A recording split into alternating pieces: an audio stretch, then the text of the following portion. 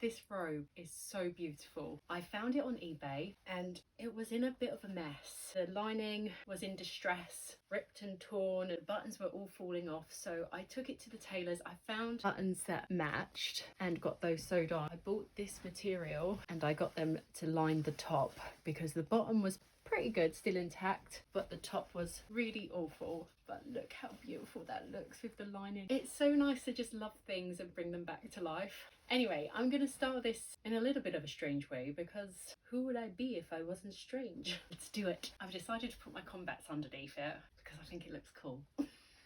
I love that. I'm gonna try out these boots. I think I would go with the gold. These big gold earrings like that. I'm really in love with this. I have a friend's birthday dinner coming up and I think this is gonna be the outfit. It's so cool. I could do this bag. Pretty cute. I love this outfit. Hit follow for more content. Bye.